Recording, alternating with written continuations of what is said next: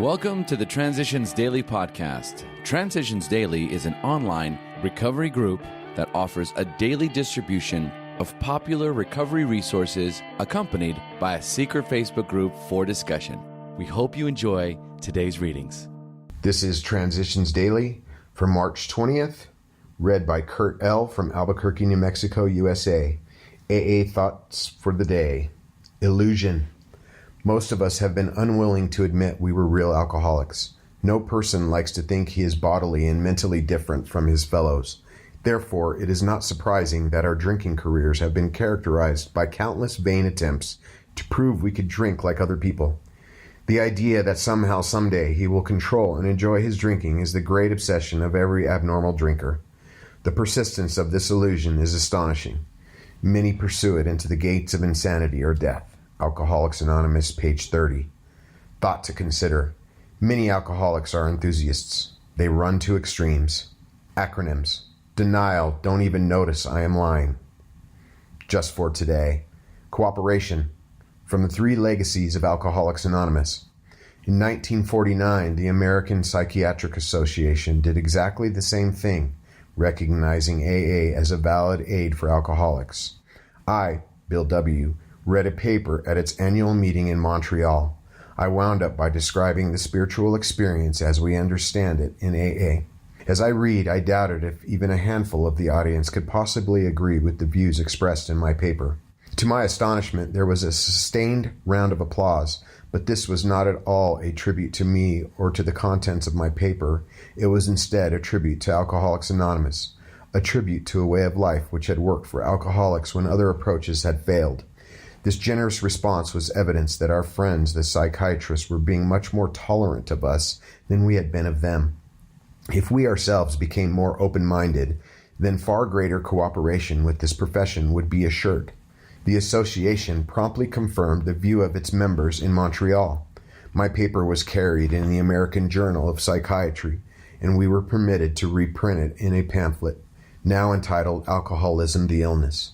Our standing with the psychiatric profession has increased greatly since that time. Later retitled Three Talks to Medical Societies by Bill W. This pamphlet also includes Bill's paper before the Medical Society of the State of New York. Alcoholics Anonymous Comes of Age, page 205. Daily Reflections. Love and Tolerance. Love and tolerance of others is our code.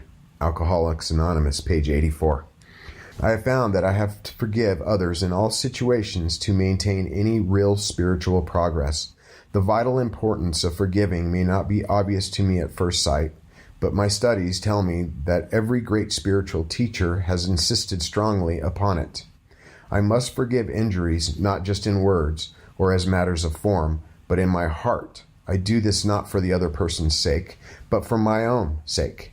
Resentment, anger, or a desire to see someone punished are things that rot my soul. Such things fasten my troubles to me with chains. They tie me to other problems that have nothing to do with my original problem. Copyright 1990. Alcoholics Anonymous World Services, Inc., as Bill sees it. Whose responsibility? An AA group, as such, cannot take on all the personal problems of its members, let alone those of non-alcoholics in the world around us. The AA group is not, for example, a mediator of domestic problems, nor does it furnish personal financial aid to anyone. Though a member may sometimes be helped in such matters by his friends in AA, the primary responsibility for the solutions of all his problems of living and growing rests squarely upon the individual himself. Should an AA group attempt this sort of help, its effectiveness and energies would be hopelessly dissipated. This is why sobriety, freedom from alcohol, through the teaching and practice of AA's 12 steps, is the sole purpose of the group. If we don't stick to this cardinal principle, we shall almost certainly collapse. And if we collapse, we cannot help anyone. Letter 1966. Big Book quote. Reminding ourselves that we have decided to go to any lengths to find a spiritual experience, we ask that we may be given strength and direction to do the right thing, no matter what the personal consequences may be. Alcoholics Anonymous 4th edition, Into Action, page 79. 24 hours a day. AA Thought for the Day. When we were drinking, we used to worry about the future. Worry is terrible mental punishment. What's going to become of me? Where will I end up? In the gutter or the sanitarium? We can see ourselves slipping, getting worse and worse, and we wonder what the finish will be. Sometimes we get so discouraged in thinking about the future that we toy with the idea of suicide. In AA, have I stopped worrying about the future?